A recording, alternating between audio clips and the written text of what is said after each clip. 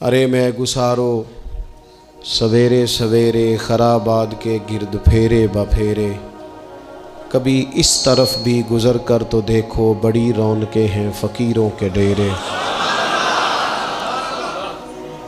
بڑی تمنا تھی کہ بڑی جگہ حاصل کریں گے اور بڑا اہتمام کر سکیں گے، لیکن انسان اپنے رب کے فضل کو نہ شمار کر سکتا ہے، نہ گن سکتا ہے، نہ تول سکتا ہے۔ ذالک فضل اللہ یؤتیہ من یشاء۔ میرے عزیزو، میں اور آپ مسلمان ہیں، اللہ کے گھر میں بیٹھے ہیں، وضو کے ساتھ آئے ہیں۔ زندگی ہم سے پہلے بھی بڑے لوگوں کی گزر گئی اور پھر وقت سمٹ گیا اور وہ قبروں میں چلے گئے۔ ہم بھی قطار میں موجود ہیں، کئی لوگوں کا نمبر لگ گیا ہے، کسی وقت بھی کسی کی بھی باری آ جائے گی۔ چند ایک ضروری چیزیں ہیں، ان کو اپنے ذہن میں اچھی طرح سنبھالیں۔ سب سے پہلے یہ سمجھ لیں کہ عمل زندگی کا حسن ہے، نیکی، پرہیزگاری، نماز، روزہ، حج، زکوٰۃ، خیرات، اخلاق، لیکن جو نجات کا دار و مدار ہے وہ عمل پر نہیں، وہ عقیدے پر ہے۔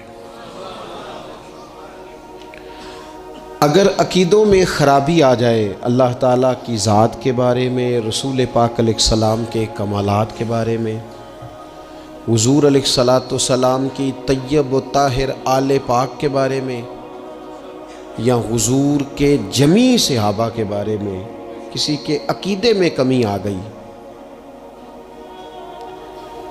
میرے نبی پاک علیہ السلام کی ذات کے بارے میں ہمیشہ اپنا عقیدہ اعلیٰ رکھنا، ستھرا رکھنا، اور اپنے ذہن میں یہ بات بٹھا کے رکھنا کہ بعد از خدا بزرگ توئی قصہ مختصر۔ کبھی کسی شخص کی کمزور بات کے پیچھے نہ چلنا۔ اللہ نے ہمیں رحمت للعالمین نبی کا غلام بنایا ہے۔ اللہ نے محبوب پاک علیہ السلام کو عظمتوں، شانوں، بلندیوں کے ساتھ بھیجا ہے۔ کبھی کسی ایسے بحث کا حصہ نہ بننا جو حضور کے کمال کو تولیں، یا نبی پاک کے علم کو تولیں، یا حضور کے فضائل کو تولیں، یا نبی پاک علیہ السلام کی عظمتوں کو تولیں۔ کبھی اس بات کے قائل نہ ہونا، یہ نظریہ لے کے ہم نے قبر میں جانا ہے کہ بلغ العلا بکمالہ کشفت دجا بجمال حسنت جمیع خصال صلو علیہ۔ حضور کی عظمتوں کے قائل رہنا، اور ہمیشہ قائل رہنا، اور جم کے قائل رہنا۔ کبھی کسی کمزور بات کا سہارا، لوگ بڑی کہانیاں سناتے ہیں، بڑی باتیں بتاتے ہیں، کبھی اس چکر میں نہ پڑنا۔ نبی پاک کی جتنی نسبتیں ہیں نا، ان سب کا احترام کرنا۔ ہمارے بزرگ نا جس گدھے مبارک پر محبوب سوار ہوتے نا، اسے گدھا نہیں کہتے، ہمارے بزرگ اسے کہتے ہیں دراز گوش شریف۔ دراز گوش فارسی میں لمبے کانوں والے کو کہتے ہیں چونکہ اس گدھے پر حضور سوار ہوئے ہیں، اب اس کو دراز گوش شریف کہنا ہے۔ کہتے ہیں کبھی کو مٹی تھوڑی محبوب کریم علیہ السلام کے قدمین شریفین کے قریب آئے تو یہ نہیں کہنا قدموں کو مٹی لگ گئی، کہنا کچھ مٹی حضور کے قدم چومنے لگی، مٹی حضور کے قدم چومنے لگی۔ کبھی بات کرنا ہوتی تو کہتے کہ بیماری آئی تھی محبوب پاک سے فیض لینے کے لیے۔ تو بہت احترام کے جذبات۔ اعلیٰ حضرت بریلوی رحمۃ اللہ علیہ کے سامنے کسی نے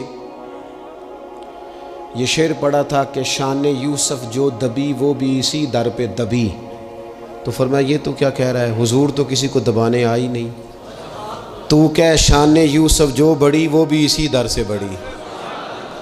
پھر کسی نے کہا تھا وہ دو درخت تھے نبی پاک کے گنبد کے سامنے کھجوروں کے پرانے زمانے میں، تو کسی نے کہا تھا یوں ہیں درخت حضرت والا کے سامنے، مجنوں کھڑا ہو خیمہ لیلا کے سامنے۔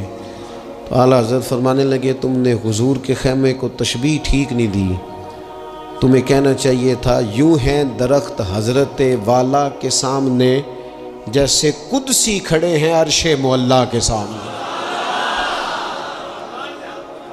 کبھی بھی کوئی کمزور لفظ کمزور جملہ حضور سرور کہوں کہ مالک و مولا کہوں تجھے، باغ خلیل کا گلے زیبا کہوں تجھے، لیکن رضا نے ختم سخن اس پہ کر دیا، خالق کا بندہ خلق کا آقا کہوں تجھے۔ ایک تو یہ بات، دوسری بات یہ کہ بڑا افراط و تفرید کا دور آیا ہے، جس کو بھی لڑانا ہوتا ہے وہ مذہبی بنیادوں پہ لڑانا شروع کر دیتا ہے۔ مذہب کے نام پر لوگوں کو ایموشنل کرنا اور مذہبی بنیادوں پر تفریق پیدا کرنا، یہ بڑی گھناؤنی سازش ہوتی ہے۔ کبھی بھی کوئی ایسا کام نہ زندگی میں کرے، کبھی بھی، کہ جس کے اندر معاملہ اس طرح کا ہو، اپنا قد اونچا کرنے کے لیے کبھی بھی مذہب کا سہارا نہ لے، اپنی ذاتی لڑائیوں کو کبھی مذہب کا رنگ نہ دے، اس میں کبھی بھی دین کی بنیادوں کو نہ لے کے آئیں، کوئی ایسا کام نہ کرے۔ آپ کی کسی سے ذاتی دشمنی ہے تو اسے شمر یزید کہنے کی ضرورت نہیں ہے، آپ ذاتی بات کریں اس کے ساتھ جو کرنی ہے۔ نبی پاک علیہ الصلوۃ والسلام کے صحابہ اور اہل بیت کے نام پر لوگ ذاتی لڑائیاں لڑتے ہیں، خدا را اس سے بچو۔ یہ جو حضور کی اولاد پاک ہے نا، جو نبی پاک کی، میں اللہ کے گھر میں مسجد میں بیٹھا ہوں، میرے مرشد کی اولاد کیا اس دروازے سے جو گزر جائے وہ بھی میرے لیے قابل احترام رہا، اور میرے استاد صاحب کے بچے، میں آپ کو دیانتداری سے کہتا ہوں، کبھی آ جائیں تو مجھے سمجھ نہیں آتی میں بٹھاؤں کہاں، اس لیے کہ اصلاں نال جنے کی کریے اور نسلاں تاک نہیں بھول دے۔ استادوں کے بچے آ جائیں تو بٹھانے کو جگہ نہیں ملتی، اگر استادوں کے بچوں کا یہ حال ہے تو رسول پاک کی اولاد کا کیا حال ہونا چاہیے۔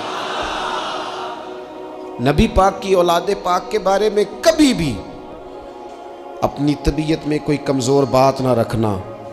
نبی کریم نے فرمایا، اے اللہ یہ میرے حسن اور حسین ہیں، میں ان دونوں سے محبت کرتا ہوں، تو بھی ان سے محبت فرما۔ اور پھر محبوب فرمانے لگے، اے اللہ جو میرے حسن حسین سے محبت کرے تو ان سب سے بھی محبت فرما۔ اس طرح حضور کی اولاد پاک کا احترام کرنا ہے نا، بالکل اسی طرح میرے نبی پاک کے صحابہ۔ زمانہ چراغ لے کے ڈھونڈے گا نا، وفا کی ساری تاریخیں جہاں دم توڑ جائیں گی وہاں سے جناب صدیق اکبر کا آغاز ہوتا ہے۔ دم توڑ جائیں گی جہاں ساری چیزیں، ابو بکر صدیق، جناب صدیق اکبر۔ او دوستو، اتنے بڑے لفظ نہیں ملیں گے کبھی بھی کہ حضور فرماتے ہیں میرے پاس جس کے پیسے آئے میں نے امانت سمجھ کے خرچ کیے، ابو بکر کے آئے تو میں نے اپنے سمجھ کر خرچ کیے۔ حضرت ابو بکر صدیق کی اور پھر سیدنا فاروق اعظم۔ آپ نے بھی حدیث سنی ہوگی، میں نے حضور نے فرمایا کہ شیطان عمر کو دیکھ کے رستہ بدل جاتا ہے۔ پہلے یہ حدیث پڑھا سنا کرتے تھے، اب اس طرح کا تجربہ ہوا ہے کہ بات ہی کھل گئی ہے۔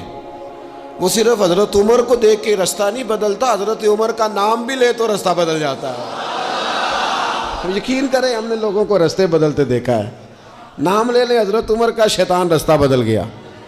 اور سیدنا عثمان غنی، پیک کرے صدق و صفا، منبع شرم و حیا، نور کی سرکار سے پایا دوشالہ نور کا، او مبارک تم کو ذوالنورین جوڑا نور کا۔ حضرت عثمان غنی، اور پھر مولا علی شیر خدا، حال عطا، مشکل کشا، حضرت مولا علی شیر خدا۔